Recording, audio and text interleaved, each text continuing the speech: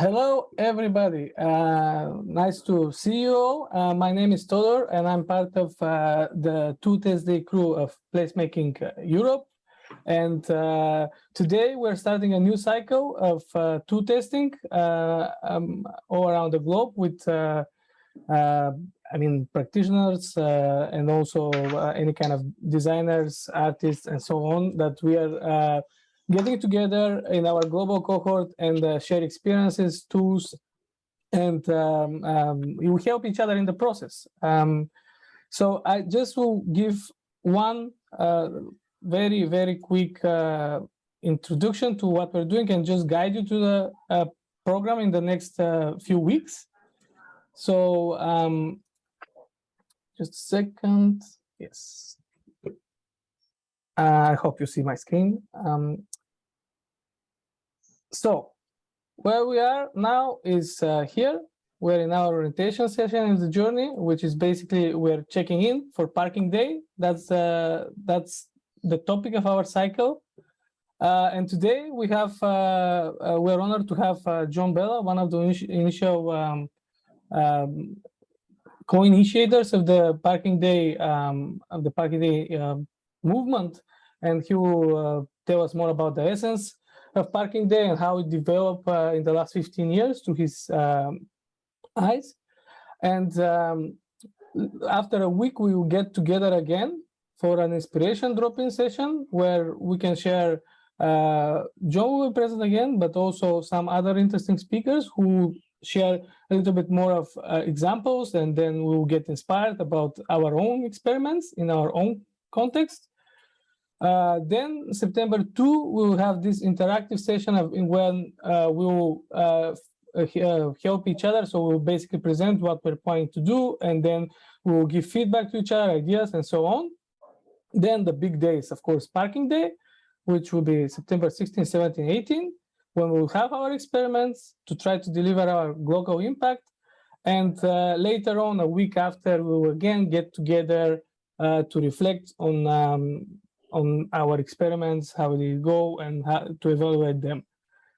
So basically, that's what we do already. We have done a few times with different topics. This autumn, we'll finally kind of have stopped ourselves on having parking day as one of the cycles, which parking day in itself has this mentality of sharing and developing this local impact. So I think it's probably one of the best initiatives for placemaking in that sense and tactical urbanism. So today already we will have some interactive elements in the second part of the session that I hope some of my colleagues will share in the chat a mural that you can already take a look at. This will be a document where we'll all together create our journey, and there after that we'll guide you a little bit more, and Monica and Jim from PHINCO will guide you a little bit more about also how we're going to do that. But without further ado, I would like to give the word now to John Bela to feed our minds a bit and get us inspired about parking day and get familiar with the whole initiative. So John, please go ahead.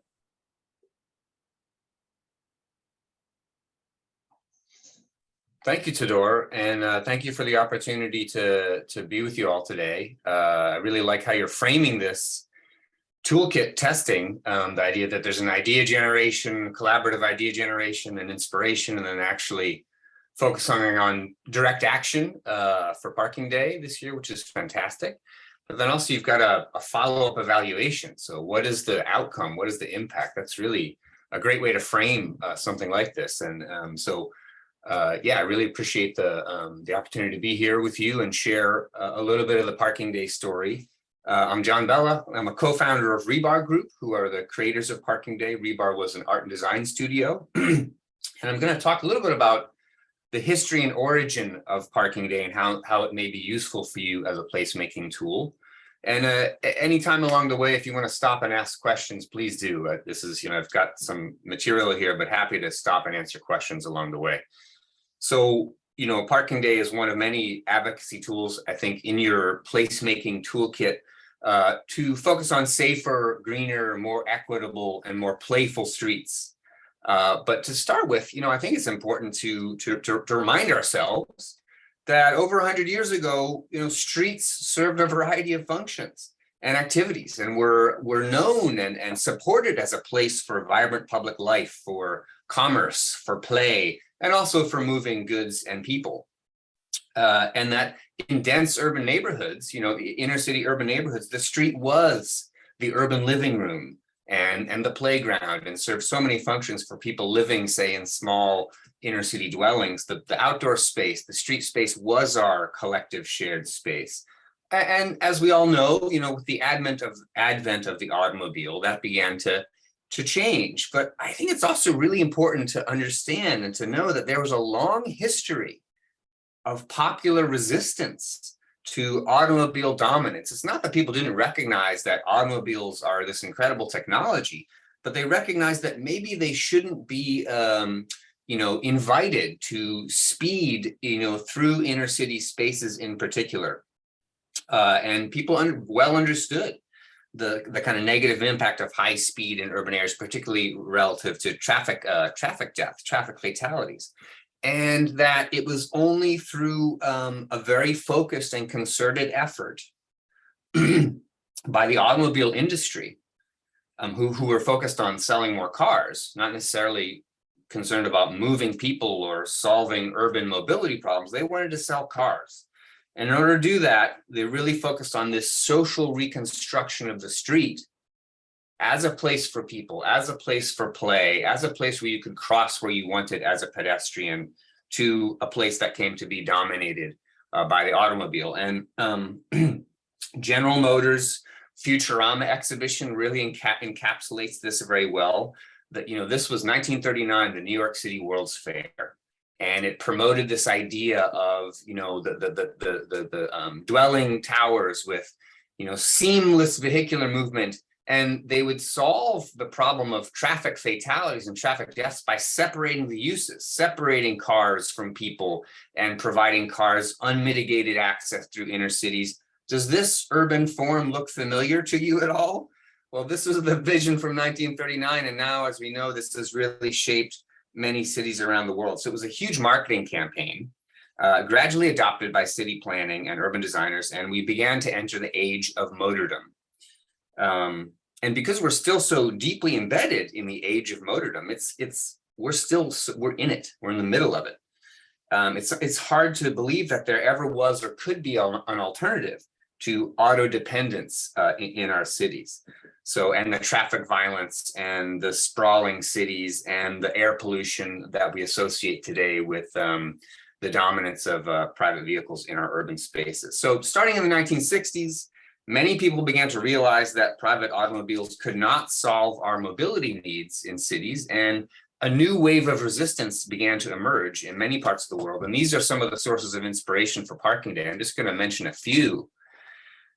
In San Francisco, an artist named Bonnie Ora Schurk, this is in 1970, created these fantastic installations where she appropriated space under freeways and underutilized space created from vehicular infrastructure, and she transformed them into green living environments with sod, trees, and live animals.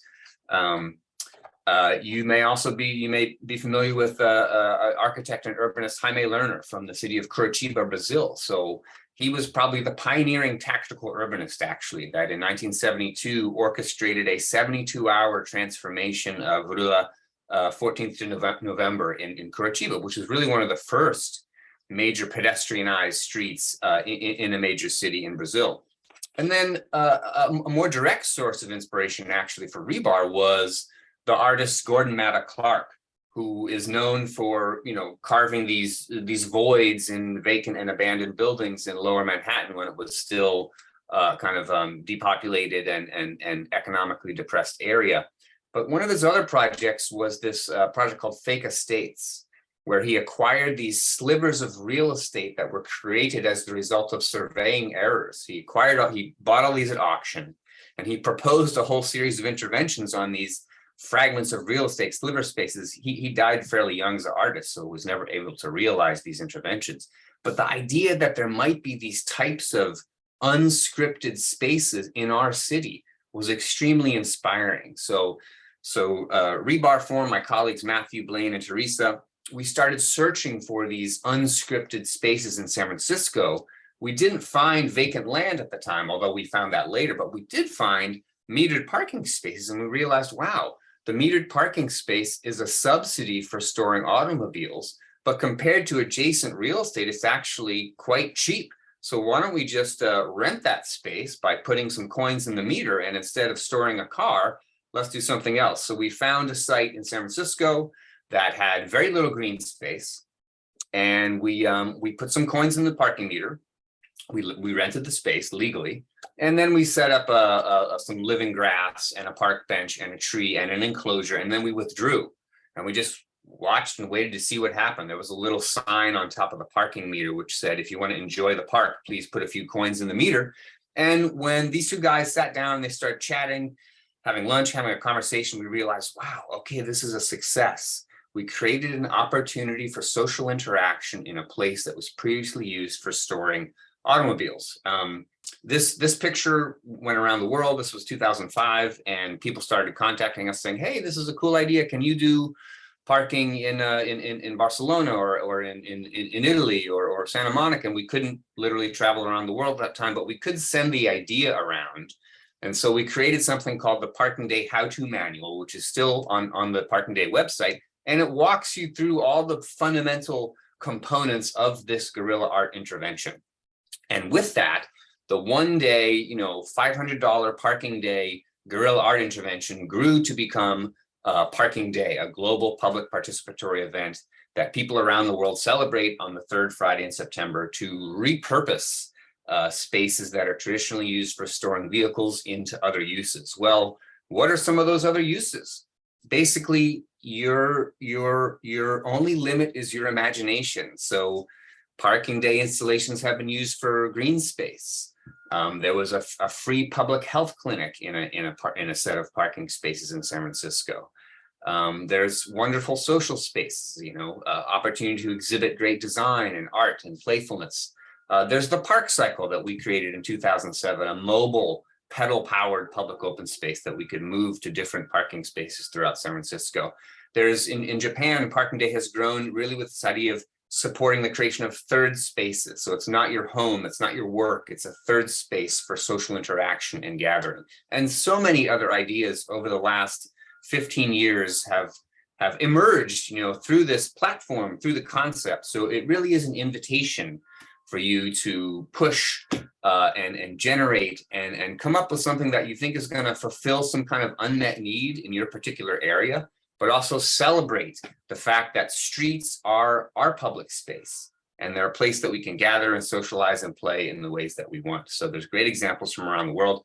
Just to note the ripple effect of this very small, guerrilla art intervention and how it grew. In 2009, the city of San Francisco created something called the Pavement to Parks program, where they were trying to, capture unutilized areas of asphalt and turn them into public spaces. Out of that came the Parklet program, which is a more formal iteration of Parking Day. And really, this was a lot of effort by the city of San Francisco Planning Department and others who created this permit process. So it's a little public-private partnership. The sponsor, can applies for a permit essentially to occupy a parking space. They design and build the space.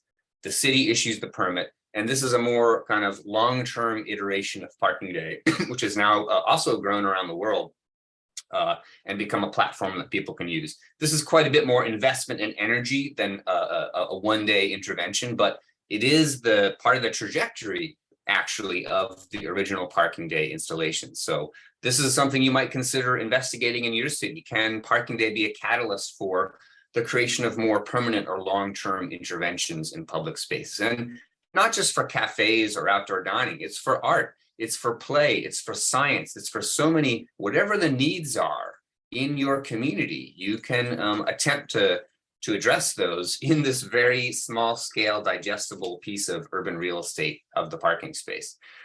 This is the park-litometer, which is the process to get a parklet permit in San Francisco. This is a simplified version, but nonetheless, this program has also spread globally and maybe an opportunity in your community to do something a bit more permanent. You know, Parking Day, the parklet movement is part of what I think you all are well aware of as placemakers, the broader movement of, you know, lighter, quicker, cheaper, or tactical urbanism, or iterative placemaking that really influenced, for instance, the transformation of Times Square in New York. It was a 72-hour takeover, closing Times Square to traffic temporarily, setting up cafe tables and chairs, and immediately the space was filled with people. That then became the catalyst for more long-term transformation of that space, which has resulted in the Times Square that we know today. And then came the pandemic around the world.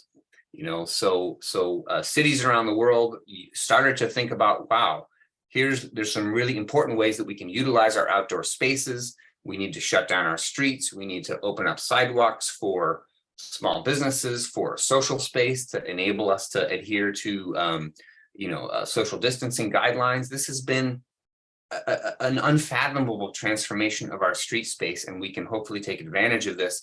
In San Francisco, prior to the pandemic, over 10 years, there was 70 parklets created. During the pandemic now, there's 2,000 of these shared spaces. So it's been a remarkable and visible transformation of the use of the curb lane in our streets, but it's still only 1% of the parking spaces in San Francisco. So there's a lot of room to go here. So just to say that, you know, the notion of, again, utilizing our streets as places for play, for commerce, is now better supported, I think, than ever around the world. And Parking Day can be part of your toolkit to enable that in your community. So the big idea I want to share with you is never doubt that a small group of thoughtful, committed citizens can change the world. Indeed, it's the only thing that ever has, a quote by Margaret Mead. And I invite you to participate in Parking Day this year. I'm so glad you're orchestrating this toolkit testing. On the Parking Day website, we've got the global map. We invite you to submit your spot on the map either before or after Parking Day. We've also got the our care package, which has the logo and some other materials may be useful for you in terms of branding and identity. We've got the how-to manual, and we have our Creative Commons license, which stipulates that you utilize Parking Day as an act of generosity.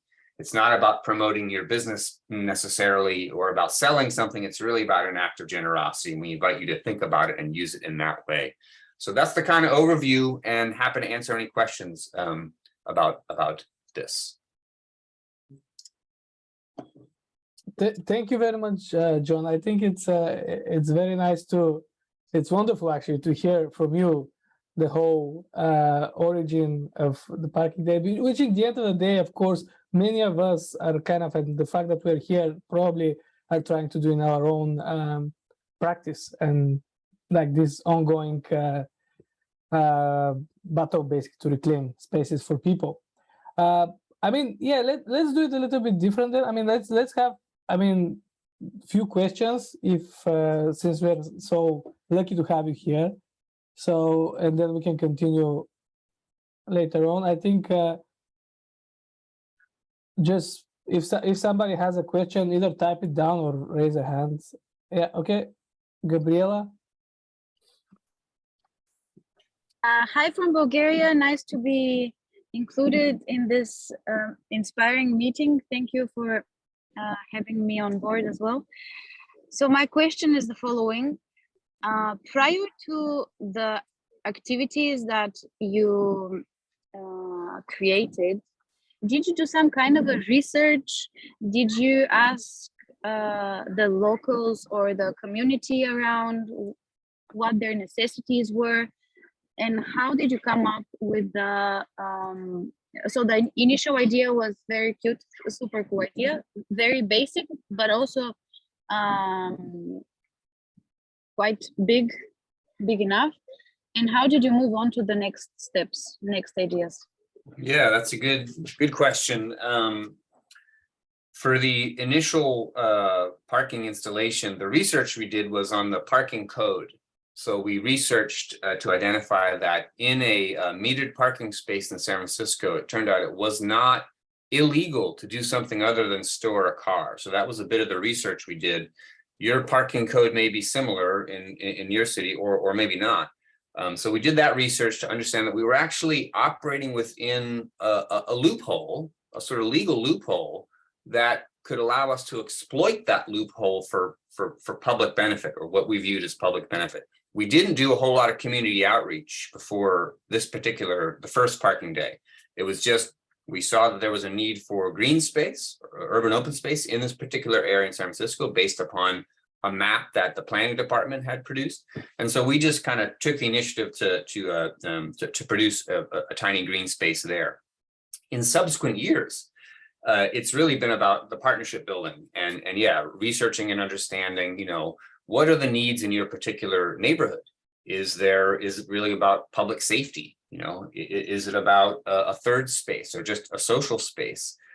Is it about, you know, I showed the example of the health clinic. So really, I think, you know, parking day can be an expression of a whole lot of different values.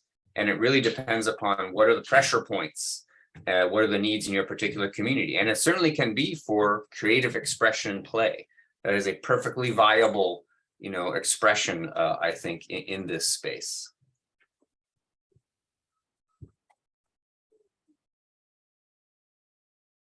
Welcome.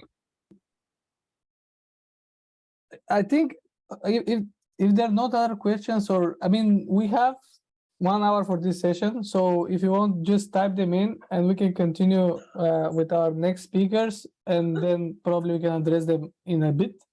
So if you have some questions and you don't, yeah, you want to learn a little bit more, but you don't have in mind something just now, just type it in. I think it's good also to refer to what you just said, John, how parking day could also grow and can be used in many other ways, like to engage with local communities and so on. I think it's a great way to introduce our second speakers for the day, which is Monica and Jim, who are representatives of PHINCO, or Pontiac Holonomy Incubator, and they actually are carriers of this taking parking day as a tool test in this tool testing cycle. They were very active about, okay, let's do that, because they also have experience with 5 years and growing in their local context with that. So I think Monica and Jim, if you want, I can just, like, whoever wants to start, maybe you can go ahead, and then the stage is yours. Great. Thank you so much, Todor. And it's a real honor to be speaking in the same platform with John Bela. We're obviously quite inspired by Parking Day and with all of these placemaking networks. And I'm just going to go ahead and share my screen. And do my best to try to condense 5 years into 10 minutes. So roll with me here. So we started this development cycle in 2014, looking at a very controversial demolition effort that was going on in our downtown Pontiac, Michigan context, and working with regional development between Pontiac and Detroit, and also on co-design initiatives applied to this physical and social infrastructure. And we used the Innovation Districts framework to sort of revalue the infrastructure. And what you're looking at is, this is a 6.5 acre public plaza, rooftop plaza on a 2,700 space parking deck, and connected to 2 office towers, open office towers. And the viewpoint is from our regional Amtrak transportation station. So the effort was to demolish this middle structure and to allow 25,000 cars to stream through our tiny little walkable downtown. So we joined in the effort to save it and develop it. And this is a video of what that looked like.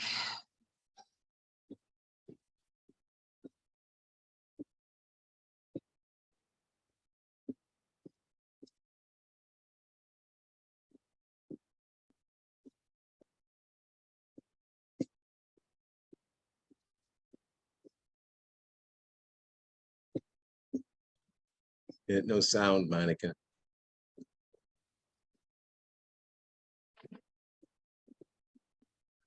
Okay, sorry, I'm gonna stop my share for a second. I forgot to hit the video sound, sorry.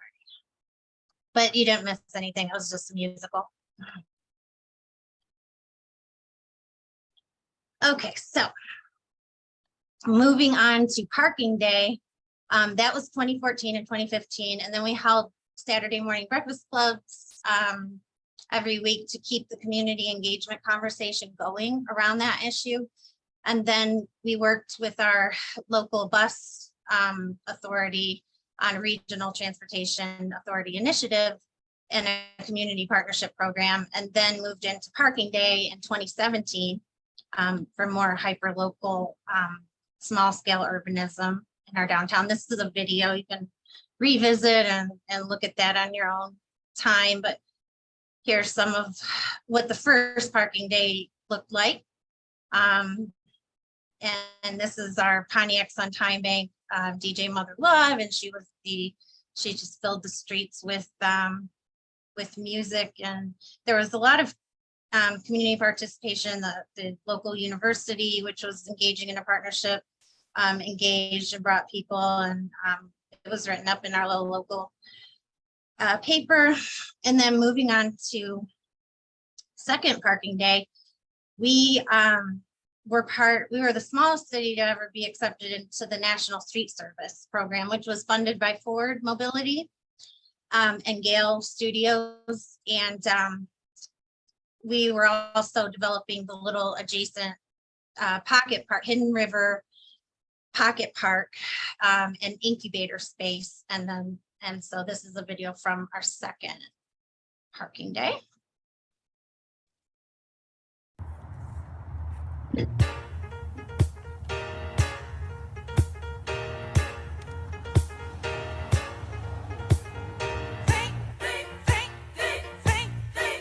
Christine. Hi, all right, how are you?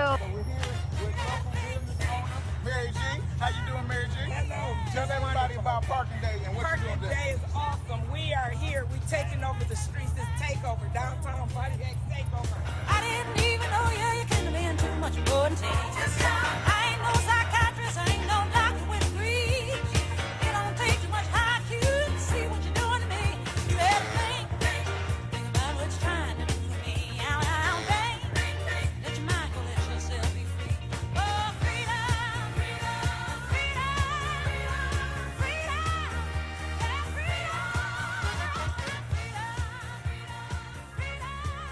We just got the owner of the Fillmore 13 out here at Parking Day. What's going on, sir? Good morning. Good, we're live. Say hi to Pontiac. Hello, Pontiac. Now, this is great. So have you heard about Parking Day before today? I have not, but I've been getting emails and I've been learning more about Okay, well, let me tell you what Parking Day is. Parking Day is where we take these parking spaces, right? And we turn them into community spaces. So we've got local business owners, local nonprofits. Come on, we got Harold's Italian Ice. Come on and get in the camera. I'm the official taste tester for Harold's Italian Ice. So what you need to do, Okay. yeah, but he not only does he need to taste it, he needs to carry some cartons inside the field. See, we're making that happen. See, we're doing at the local businesses right here at Parking Day. We keep on moving. That's what it's all The about. ocean. Yeah, we gotta go over here, so we gotta go across the street. Gotta see Ulsa. Listen, Our we're friends live. at Ulsa. We're live, right? And I'm jaywalking right now. Yes. But please, That's park how there, it so should be. Everything is okay. So we're making it across the street. So we're taking over all downtown Pontiac. So say woo.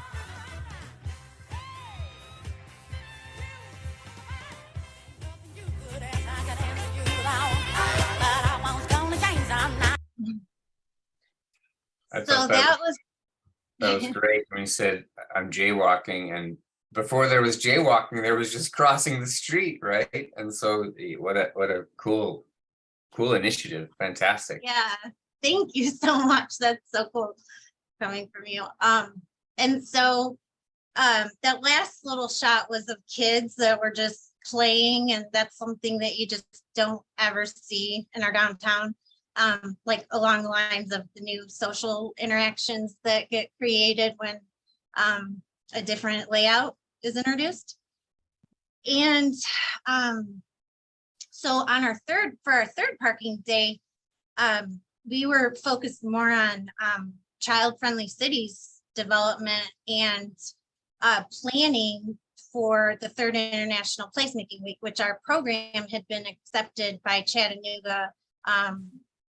But we worked with the Chattanooga Innovation District to develop a program, and we were delivering that. And we had kids participate in our downtown summer youth program. So it was kind of less about the parklets that year and more prep for this engagement. And I'll just let Ethan speak to that. Absolutely. And also from Pontiac joining us, we have Michelle. Tell us what we did over the summer and what your thoughts are. So what we did was we wrote notes that what we wanted to do to help the city and what we wanted to add into it. And we put it on these boards, and then one of them said future, past, and present. So, and we came up with ideas to make everything useful, not just say, I don't want it and just throw it away. We made something new in life, and we helped it.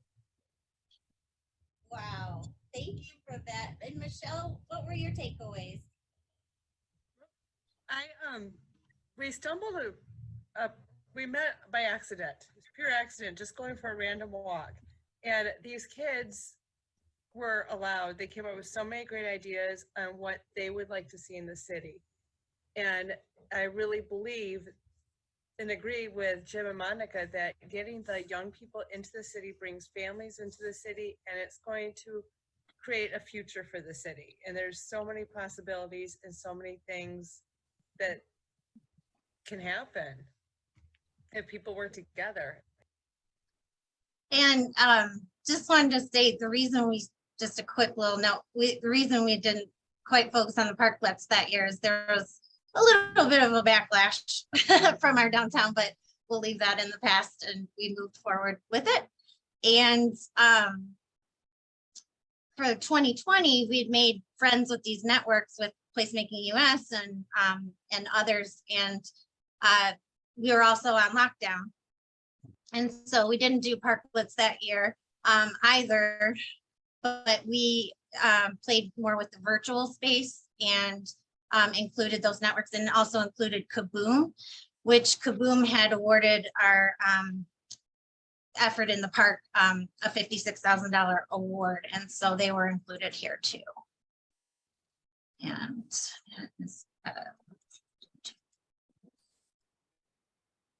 question before Jim, but what's the implications given that, you know, we are on lockdown? I mean, implications to all sorts of ideas to work or save the Phoenix Center. Our community is not in our city, and if you visit our city, you'll recognize that our community needs to be in its city, and the community is really emotionally tied to almost nothing here, with one exception, and that just happens to be the Phoenix Center. So we see the Phoenix Center as that catalyst that draws community back into its city. Here we are. So I wanted to discuss how Tennessee racism can actually stump placemaking and how it has halted us here. Because in a lot of ways, Chattanooga has a great outreach for placemaking and what that looks like. And as the state of Tennessee, it's a little bit different. But here in Chattanooga, there are a lot of places for children to just go and be. If we were on the same page, we are a city in the midst of the wealthiest county. We are the county seat, yet we have no county park. And so really, when you look at what the residents of the city of Pontiac have gotten out of the Parks and Rec millage that benefits county parks, of which we have none in the city of Pontiac. And what they're going to learn from this point right now is how the political process works. They can look at issues that we have right here in Pontiac, like why don't we have a park downtown? Why can't we have a education center where children can go to? One of the things that was brought to my attention 6 years ago, maybe more, was using the Phoenix Center as an education center. How great would that be to have it right there? Which I think Bree had been touching on as well, is there is currently and also historically a lot of inequity, legally speaking and socially and all of that, around kids, and especially kids of color, in recreational and public spaces. These kids growing up in Raleigh, they grew up asking, where can we go? So here's a map of Raleigh. This is the creek. This is the elementary school that they went to. But like, if you look at all of this, it's like it's all private, like no access. They were like refugees in their own town, you know, no wheeled vehicles. They're being chased off everywhere. And so we've sort of evolving through this process, and we call it the United Streets of America. And so these are just some of the design prompts that we're working on pro bono, equity-based projects across the country as a team. Our school with $2.5 million so that we could have a school without walls, so these children could do place-based learning and really get into the community and get engaged. They're working through this whole process with these students to start doing this design thinking. Hut, 1, 2, 3, hut, hut. Have a great day. Thank you. So that I'm probably over time at this point. But in 2021, we had a lot of politicians come out. We were back on the street. There was a built infrastructure since the pandemic pushed the restaurants out at the Fillmore 13. They built a streetery, and you can see the video here. And we also focused on the Phoenix Center bus stop, which was a point of contention, another controversial element of our downtown. And today, just to wrap up, we're in the Michigan Central Innovation District in Detroit, where Ford is putting in $1 billion to renovate the Michigan Central train station and to redesign historical Michigan Avenue for autonomous, and this is what's going on there. They're doing, you know, autonomous and electric and mass transit possibilities thinking, and also received a $25 million grant recently from the feds. So, and this is that. And moving into the downtown core area. And that's that.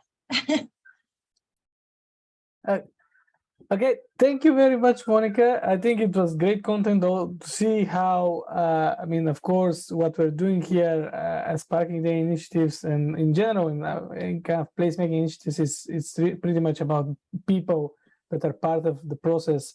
And I think it's great to showcase this through Parking Day as well. I think also there is this, as part of every Tooltest Day cycle, the point here is also to roll up our sleeves and actually do something. So I didn't really see, or I saw something that Ryan posted, right, for John. Do you want to say that, and then I will introduce the second part of the session here? Well, the last part that we'll try to be a bit more active with each other. Ryan, are you there? Or he's I guess he dropped out, but he wrote to you, John. Can you mention the micro grants for equity? I don't know if this. Okay, yeah, sure. So last year we partnered with Spin, the micromobility company, who sponsored parking day grants for about 32 parking day installations around the world. This year they're not going to do that this year, unfortunately. So we're still working on doing that. But what we're focused on this year is what we're calling the parking day parklet equity program. So what we've noticed emerging is that with the transformation of our streets during the pandemic, in terms of open streets, in terms of the spaces supporting small businesses, there seems to be, in some areas anyway, a gap in terms of the public space component. So whereas you might have the choice to sit down for one of your commercial outdoor dining platforms, which are really important in terms of supporting small businesses, supporting our service sector, supporting our economy, often what's missing seems to be actually that social space where you don't have to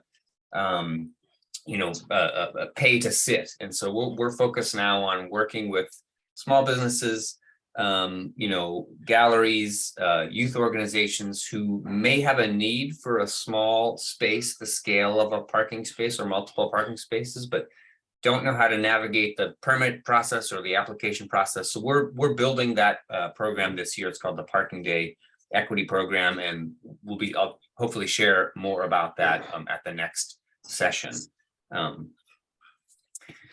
This is a great incentive for everybody to also join the next session then. but so okay, actually exciting stuff. That's of course I think a lot of people here will be happy to learn more about that. Okay, yes.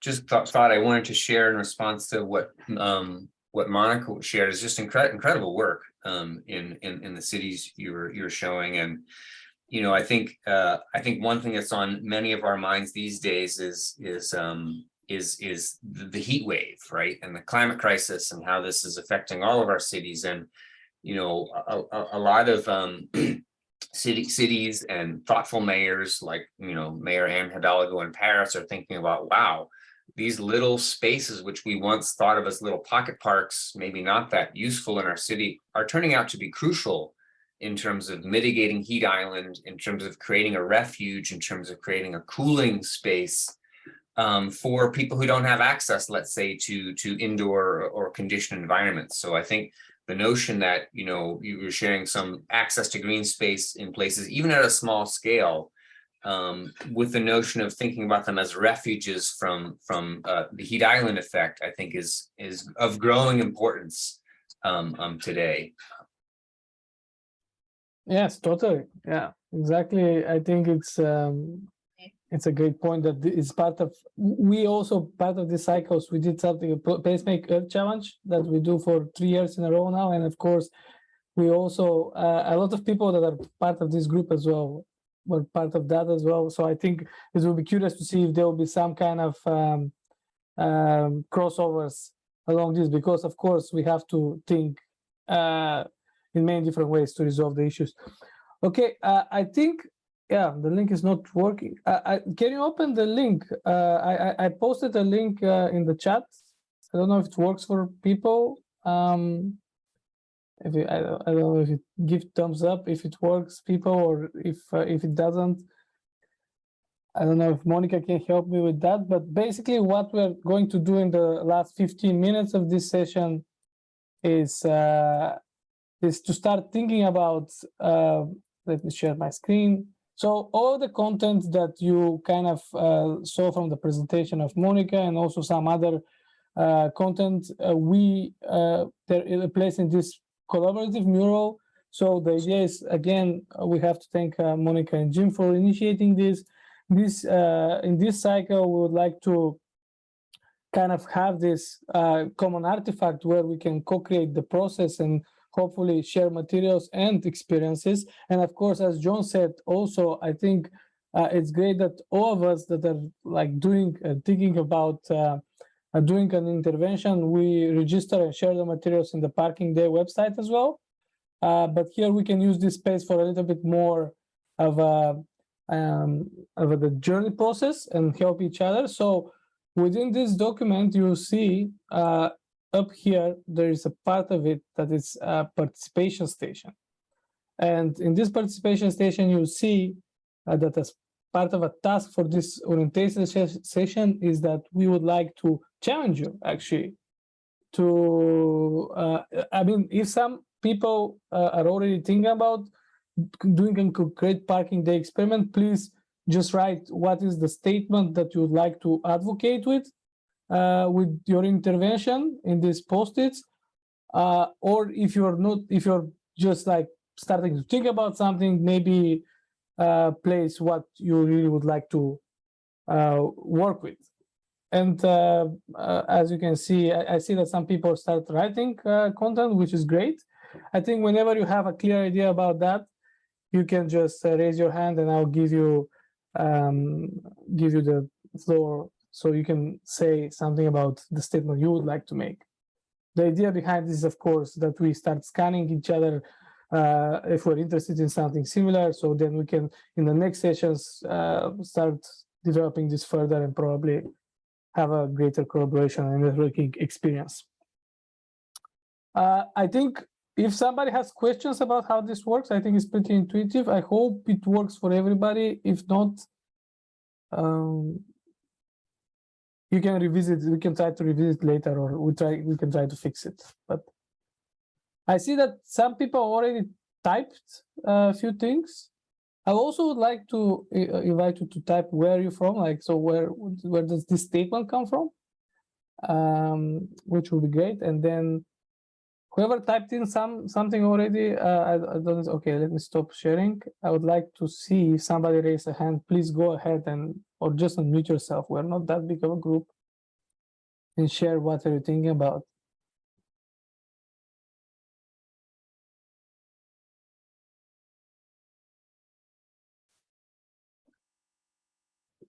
Still being shy, but okay, take your time. Well, yeah. I put a note, Parkless to support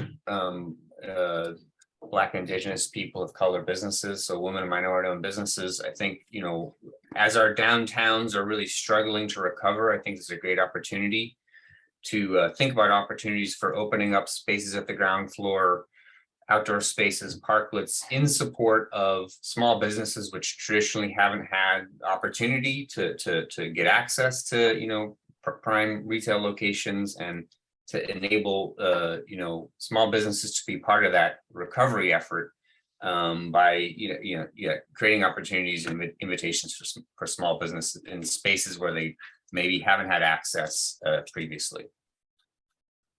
And are you thinking about San Francisco area or somewhere else? All of our downtowns are struggling. I don't know what it's like. San Francisco is 30%, 40% vacancy. A lot of small businesses in the downtown are gone, and so we're working on a program to try to negotiate, lower rental or leasing rates, or even short-term leases in those spaces that can again provide an opportunity for small businesses to maybe get a start in spaces where they otherwise haven't been able to kind of get access to before in terms of a small business venue. Great. Okay, I think I also can pinpoint some people because there is some interesting, something struck my mind here. Heat wave city desert mitigation. Can I invite whoever said wrote that to elaborate further on, or I mean, just why this and the context? Okay. Oh.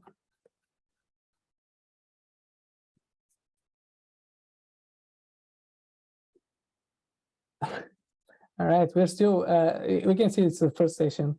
People are shy with each other.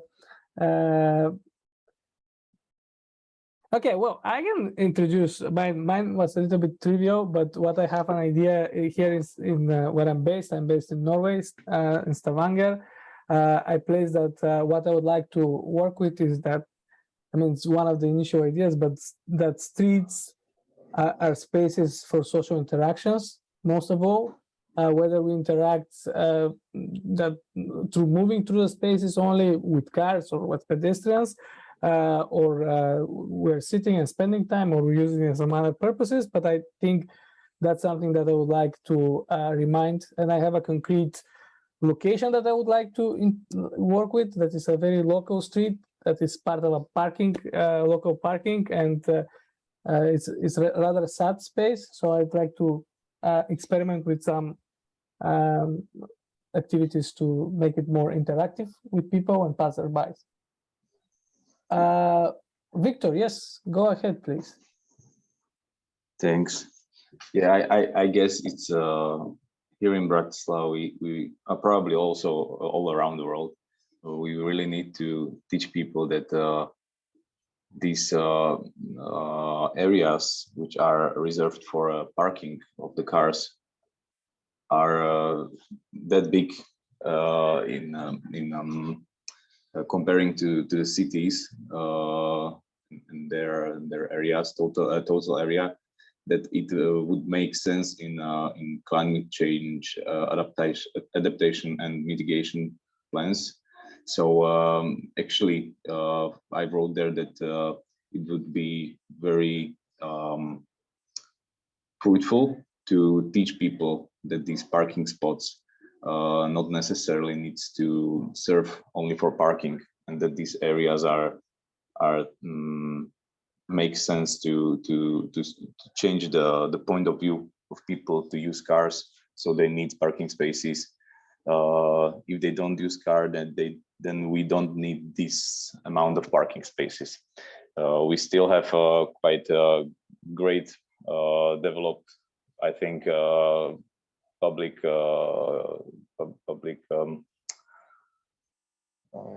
forgot the word. Public transportation system. So I guess that's the way. In this parking, they might help to show this way. Yeah, totally. And you're thinking about, okay, so you're thinking about specific space as well. Somewhere in the city center where most of people are coming. Okay. All right. Thanks for sharing. I think, okay, Laska, yes, go ahead. Hi. Also very nice to be here and to listen from the source. So what I have written is actually the mission of a bigger initiative that we are undertaking with 6 countries. And this year we decided to use the parking day concept and promote physical activity in cities. So if I take the mural, this is the top left corner where I say that the parking day for fitness events is to draw attention to the many untapped possibilities that our cities offer for physical activity. And I'm super happy to be here because, you know, we are drawing from the experience and from the practical guidelines of everybody before us that did parking day. And this year we will focus on exactly that, you know, having the parking day in France, Romania, Poland, Austria, and Bulgaria, promoting that our cities are indeed for people and they need to be inviting us for more physical activity. Great. Amazing. I think that's pretty ambitious, and actually that's a good way. Whoever is interested in that, you have to know that you launch your campaign. You have a launch up session next Thursday, I think. It's also in the mural, by the way. You can see it in the tools, parking days for fitness, and hopefully Waska will join us next Friday, show some more examples or a colleague of her. Yes, But we will be there. I can place a link while give the word to Helen. I'll place the link to your session, or if you want, you do it. But yeah, okay, Helen. Hello, this is Helena from Oslo. I've just thrown in some photos into the mural thing under the Kaboom logo. There are 9 new photos, so you can find it if you're in the mural. Because there's this great initiative by the city of Oslo in one of the downtown streets of Oslo, where they've not just eliminate parking spaces, but entire, like just eliminate traffic and put in actual parks. So what you see in these 9 photos underneath the Kaboom logo so they put in parks. They've had a very close discussion with all the local businesses ahead because this is a pilot. Some of the restaurants got outdoor serving, the ones that wanted to. But the most popular ones have been actually the fruit and vegetable shops that have gained a lot of extra market space. And it's made the entire area more attractive. Like it's taken the essence of that area and just magnified it. And it's become a tourist attraction, and people are just loving that change. It's, yeah, like I cannot brag enough about the city of Oslo and how they've actually dared to do this. They're doing it as a pilot, so it's sort of like a semi-permanent thing. They will do it only until mid-October, and then they will have a lot of evaluations. But this far, everyone's I mean, there used to be a taxi stand there, a parking place for taxis there that had to move 100 meters. And there's, always, you can always, if you look really hard, you can find one neighbor complaining. But overall, it's been a fantastic project. So yeah, from parklet to actual park and park vegetation and Incredible. urban nature. I'm yeah, like I ride my bike through it and I feel like I'm riding into the future. It's amazing. It's like, yes, this is what we've been talking about all along. This is what it should be like. Yeah. So that's absolutely amazing. And yeah. are the planting areas, are those basically planters, or are any of the green spaces connected into soil or infiltrating, or it's mostly temporary now? No, it's temporary, so it's on ground. Also, because once you start digging in the city, it becomes complicated. There's just so much infrastructure underneath. But even the way it's laid out now, it will still manage to handle quite a lot of rain, which is usually our problem much more than drought, is that we need to manage our rainwater. And they've brought in, like, all the planting is done with native plants, so it's a great addition to facilitate local pollinators and local biodiversity as well. It's amazing. Yeah, I love. I cannot brag enough about it. So please take inspiration from this, and please tell your cities to do something similar. What's been the response of small businesses? Have they been in support or concerned about giving up the vehicle access or parking, or a balance? They've been heavily involved in the design phase of it. And then they've managed to connect to a couple of local spokespersons that have been very vocal about their support. So thanks to that, no local businesses have said anything negative about it. And they're all experiencing an increase in businesses. Increase in business. The local restaurant now the local Punjabi Indian restaurant that faces this now has an outdoor patio that can seat, I think, 50 people. So they say it's great for business. The vegetable stores are super happy because they can have more fruits and veggies on display, and they sell more. And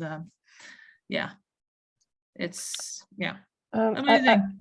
I have one question for you, Helen, because I think some people in this group have maybe the similar question is, what happens with those parking lots that have been gone? Because in a lot of cities, parking lots in downtown generate quite revenue.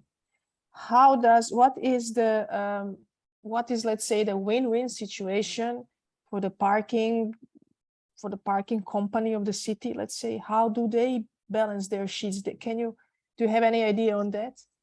I have no idea. But the funny part about it is that, like, we can't really do parking day in Oslo anymore because any downtown crowded street will not have any parking left. Like, the only parking will be handicapped and like for transporting goods to stores, etc., like service parking.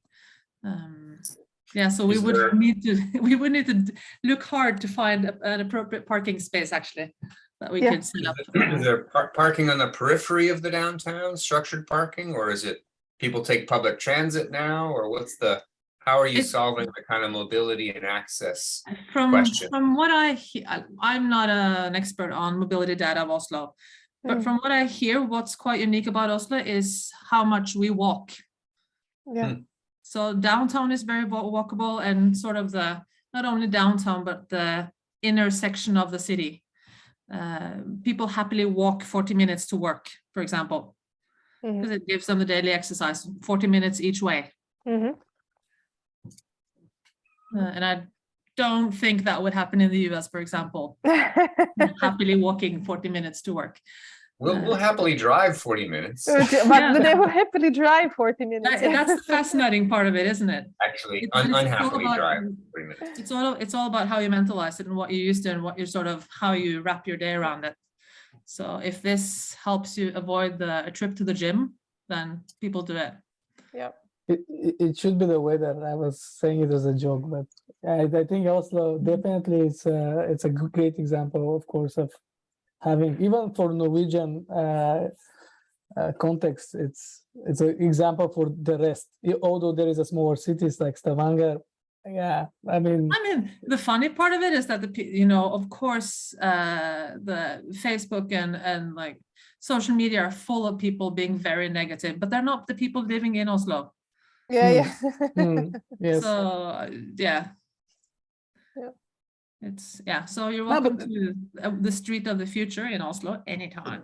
This really shows as well the commitment that if you have a commitment in a place like if you really want to work towards a goal, of course a lot of excuses we hear very often on the planning side is, oh, the weather, people are not used to like the weather is bad, people are not used to cycle and this and that. Of course it doesn't happen overnight, but that's also the idea of what we're trying to do here, right? That little by little we can change things, and I think if there is commitment, there is no excuses really. I mean, and I also think like so the city of Oslo has also made tons of mistakes in trying to develop policies for limiting car traffic, and a lot of it has been top down, and that has caused a lot of backlash. But this particular project has been very thorough and they've had very good participatory processes, and they've been really good at adapting the designs and ideas to local businesses in the local context. Also, so it doesn't feel gentrified at all. It feels like they've taken the essence of this neighborhood and just magnified it. Yeah. Helene, is there any information from the city side on this you could share? Just curious to hear how they're thinking about it, writing about it, how big of the scale of a pilot program. This would be so useful to share with other cities. I don't think there's a lot of material published in English yet. It's okay. And also because this is a pilot that will be evaluated will be taken up from mid-October. Right. But from after that, but also I can try to look for it, and whoever's going to be in Placemaking Week in Pontiac, hit me up and we can talk Oslo anytime, and I'll try to dig up as much data as possible. I have seen some materials about presentations, especially about how, Oslo works with sustainable mobility and things like that. I'm not sure if it will be exactly about this topic, but we can also, that's a good point to share here with all of you guys as well, is that this mural, and I think Monica typed it in, it will be accessible for after the session and from now on until the parking day experiments and so on. The idea is that we really co-create this together and share experiences. So, even if you have questions, just drag them in. Monica and we will do the best to moderate this as well in terms of how things are flowing. So it's easier to navigate, but the idea is indeed that we can share experiences and ideas and also tools that we can work with. I think, this is just the beginning. I think we are already out of time, but basically, if you're part of this cohort already, you'll be receiving emails about our next meeting, which will be next Friday, when we'll speak a little bit more about examples and like practicalities around these examples, how we can realize them and so on. So ideally, you can do your own experiment.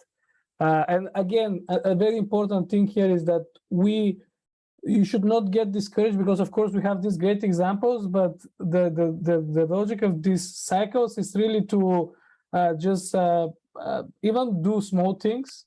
I don't think we should be scared. You should be scared of doing that. So just follow up, and hopefully you'll get inspired and you cannot stand not doing anything. but yeah, Wow. that's it. Really impressive. Thank you so much, Todor, and everyone. What an amazing session.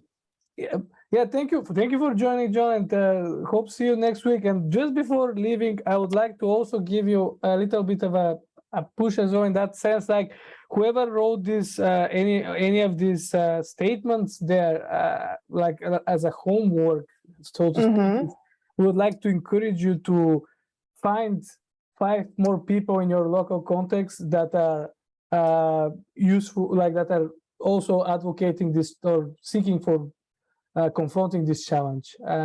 So try to do that, and let's catch up next Friday. If you have 5 people already, try to find another 5. It doesn't matter, it never stops. Okay, thank you very much, everybody. Hope to see you next week, and have a great weekend. You Yes, have you recording too. of this as well. Thank you. Thank you. Bye. Thanks. Bye. Bye. Goodbye.